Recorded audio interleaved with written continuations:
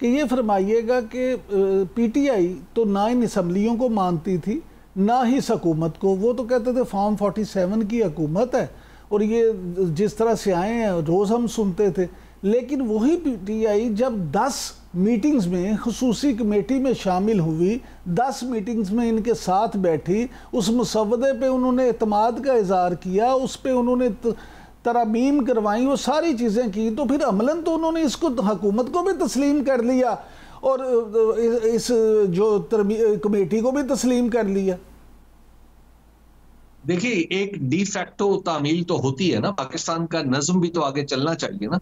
वो तो मुझे भी बहुत सारे लोगों पे एतराज है, मुझे जस्टिस काजी फायज ईसा के इस तर्ज इस्तदलाल पर और तफहीम कानून पर मुझे मेरे एतराजात जो हैं वो यकीन की हद को पहुंचे हुए हैं, मुझे उनसे शदीद इख्तलाफात हैं, लेकिन वो मेरे चीफ जस्टिस हैं, जाहिर है उनका फैसला मुझे मानना है। उनसे जो पहले चीफ जस्टिस थे वो उमर अता मदयाल साहब, वो इंतहाई कमजोर चीफ जस्टिस थे, और लेकिन उनको भी मुझे मानना ही पड़ेगा। आइंदा आने वाले चीफ जस्टिस को भी अब जाहिर है जोर जबरदस्ती एक डी फैक्टो असेंबली ने खुद को डीज्योर करने के लिए तो तरमीम की है, तो मुझे तो मानना पड़ेगा, वरना तो मुल्क का नज्म खराब होगा।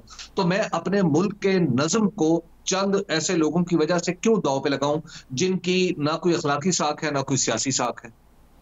अच्छा, तो अब आप क्या समझते हैं कि अगला चीफ जस्टिस कौन होगा? फवाद चौधरी साहब ने तो दावा किया है कि अगले चीफ जस्टिस मंसूर अली शाह साहब ही होंगे, तो क्या इस तरमीम के बाद आपको इसमें कोई तब्दीली नजर आ रही है?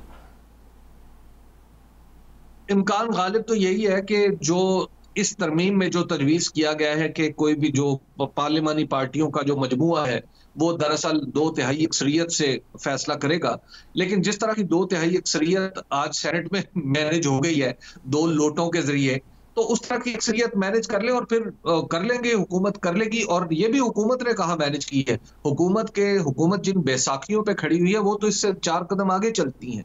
तो ये तो उन बैसाखियों की मरहून मिन्नत है कि 2 आज सेनेटर 3 मिल गए इन्हें, और वो कहीं से टपक पड़े और आके उन्होंने अपनी पार्टी को दगा दिया, और दगा दे के उन्होंने अपनी हुकूमत के साथ वो जा मिली। तो लिहाजा ये काम तो चलता रहेगा। ये इस तरह का ये हुकूमत अगर अपने सियासी साख और अपनी कुव्वत के बल पर कुछ काम कर रही होती तो उसके बारे में तो कुछ कहा भी जा सकता। यहाँ पे तो आपको पता है कौन सी बात दस्तूर के मुताबिक हो रही है, जो तरमीम हो रही है जिसको दस्तूरी तरमीम कहा जा रहा है, ये दस्तूरी नहीं है, तो अगला काम कैसे दस्तूरी हो सकता है? बहरहाल इसमें खैर अगर कुछ निकल सकता है तो वो ये है कि इन दस्तूरी तरमीम का अजाला करने के लिए कम से कम चीफ जस्टिस मंसूर अली शाह साहब को बनाया जाए।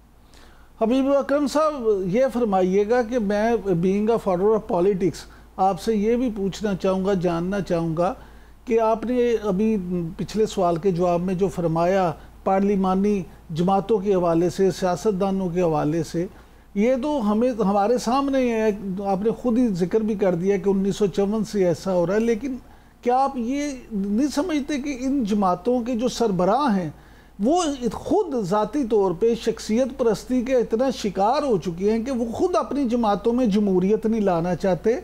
किसी भी जमात में उस तरह की जमहूरियत हमें तो नज़र नहीं आती कि वो लोग खुद फैसले कर सकें।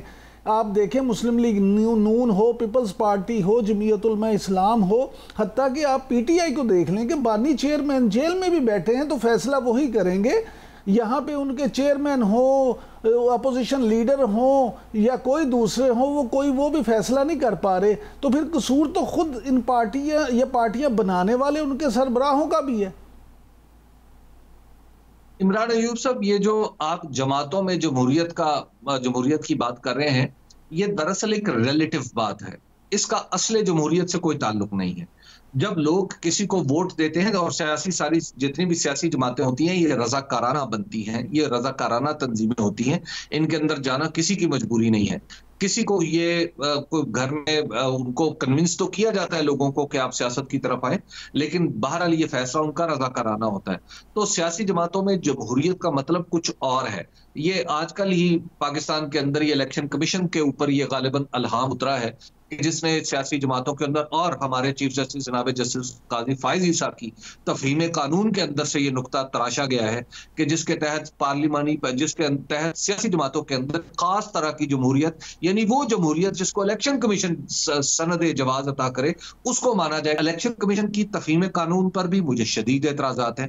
तो इनको तो मैं इस काबिल नहीं समझता ये किसी सियासी जमात के ऊपर ये ठप्पा लगाएं कि इसने जमहूरी काम किया, जमहूरी नहीं किया। जमहूरियत वो है जो हमारे दस्तूर में लिखी हुई है, जिसके मुताबिक एक आदमी का एक वोट होगा, हल्के होंगे, और वो फिर जिस भी बुनियाद पे वोट लेगा और फिर आगे कानून साजी होगी। और हमारे कानून में ये वाज़ेह तौर पे हमारे दस्तूर में लिख रखा है कि जिसको ज्यादा वोट मिलेंगे, यानी वो शख्स जो ज्यादा मकबूल होगा वो लीडर होगा। नहीं, इसमें तो कोई शक नहीं, दस्तूर में यही लिखा है कि जिसको ज्यादा वोट मिलेंगे वही ज्यादा मकबूल है और उसी को इक़्तिदार भी मिलना चाहिए। लेकिन मैं तो आपसे ये समझना चाहता हूँ कि जिन बैसाखियों का आपने जिक्र किया, ये हमारे सियासतदान ही वो बैसाखियाँ पकड़ते हैं, उन बैसाखियों के ज़ोर पे आते हैं, उनसे चीज़ें मैनेज करवाते हैं, तो वो बैसाखियाँ मजबूत होती हैं ना। अब तो ये आप एक उसूली बात कर रहे हैं और ये बात आपकी दुरुस्त है।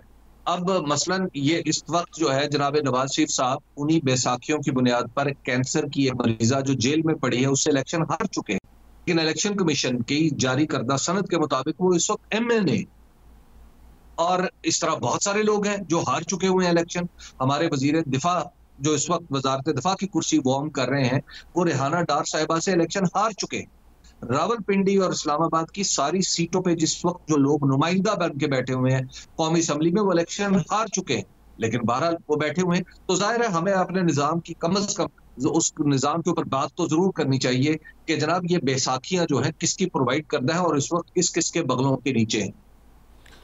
हबीब अकरम साहब, ये फरमाइएगा कि क्या आपको ऐसी को उम्मीद नज़र आती है कि मुस्तकबिल करीब में सोशल मीडिया के इस दौर में, या जो हमारे 65% से ज़्यादा नौजवान हैं, उनकी जो है सोच में कोई ऐसी तब्दीली आ जाए कि हमारा मुल्क जो है इसमें हकीकी जमहूरियत भी आ जाए और हम ना तो हमारी आइंदा आने वाली नस्लें ही इस मुल्क में कुछ अमन को देख लें? आप और मैं तो यकीनन नहीं देख सकेंगे। आइंदा आने वाली नस्लों के बारे में अच्छी उम्मीद की जा सकती है। उसकी वजह यह है कि आज जो आईनी तरमीम हुई है इसने पाकिस्तान को 30 साल पीछे धकेल दिया है। बल्कि इनफैक्ट अगर मैं सही आपको प्रिसाइजली बताऊं तो इसने पाकिस्तान की दस्तूरी तारीख को 1974 और 75 में धकेल दिया है, यानी अमली तौर पर हम 50 साल पीछे चले गए। तो इस बीच में जाहिर है अगर आप आमरों के जो की गई तरमीमें थी और उनके जो अदवार थे उनको भुला भी दें, तो हमारे सियासतदानों ने इस वक्त पाकिस्तान को 50 साल पीछे धकेल दिया है। तो जाहिर है हम तो अपनी जिंदगी का बेशतर हिस्सा जी चुके हैं, अब आइंदा आने वाली नस्लें हैं और उनका काम है। लेकिन बहरहाल ये 25 साल पीछे आज धकेले जाने के बाद अब पता नहीं कितना अरसा लगेगा और ये कब ये मामला सीधा होगा। बहुत शुक्रिया हबीब अकरम साहब, थैंक यू वेरी मच।